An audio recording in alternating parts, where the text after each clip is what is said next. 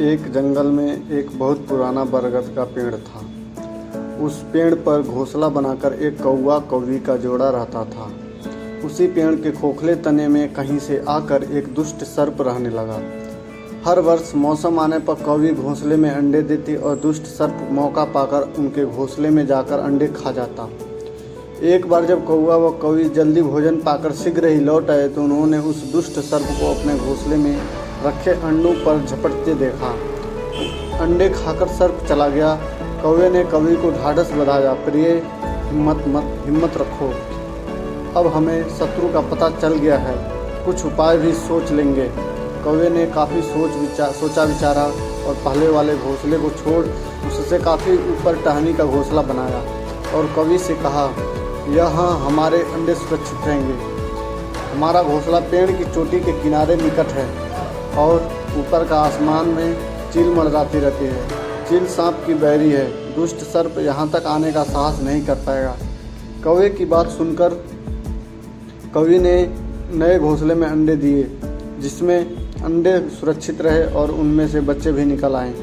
उधर सर्प उनका घोंसला खाली देखकर यह समझा कि उसके डर से कौवा कौवी शायद यहाँ से चले गए, पर दुष्ट सर्प टोह लेता रहता था। उसने देखा कि कौवा कौवी उसी पेड़ से उड़ते हैं और लौटते भी वही हैं। उसे यह समझते देर नहीं लगी, उन्होंने नया घोंसला उसी पेड़ पर ऊपर बना रखा है। एक दिन सर्प खो से निकला और उसने कौवों का नया घोंसला खोज लिया। घोंसले में कौवा दंपति के 3 नवजात शिशु थे। दुष्ट सर्प उन्हें एक एक करके घपाघप निकल गया और अपने खोह में लौटकर डकारे लेने लगा।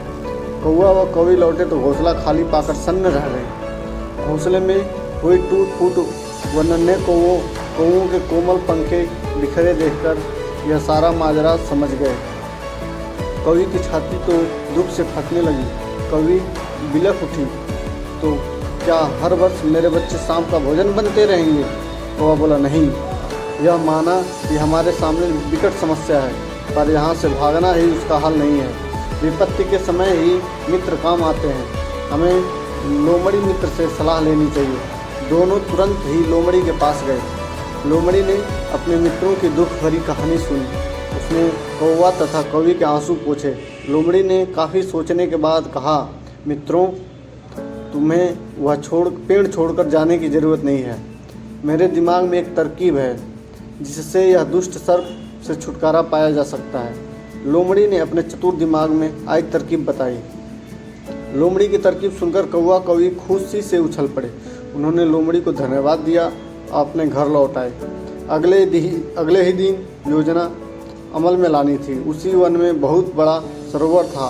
उसमें कमल और नरगिस के फूल खिले रहते थे। हर मंगलवार को उस प्रदेश की राजकुमारी अपनी सहेलियों के साथ वहां जल क्रीड़ा करने आती थी।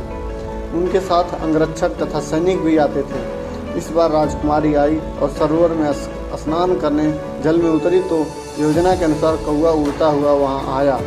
उसने सरोवर तट पर राजकुमारी तथा उसकी सहेलियों द्वारा उतार कर रखे गए कपड़ों व आभूषणों पर नजर डाली। कपड़े के ऊपर राजकुमारी का प्रिय हीरे व मोतियों का विलक्षण हार रखा था। कौवी ने राजकुमारी तथा सहेलियों का ध्यान अपनी ओर आकर्षित करने के लिए काँव काँव का शोर मचाया। जब सबकी नज़र उसकी ओर घूमी तो कौवा राजकुमारी का हार चोंच में दबाकर ऊपर उड़ गया। सभी सहेलियाँ चीखी, देखो देखो, वह राजकुमारी का हार उठाकर ले जा रहा है। सैनिकों ने ऊपर देखा तो सचमुच एक कौवा हार लेकर धीरे धीरे उड़ता जा रहा था। सैनिक उसी दिशा में दौड़ने लगे। कौवा सैनिकों को अपने पीछे लगाकर धीरे धीरे उड़ता हुआ उसी पेड़ की ओर ले आया।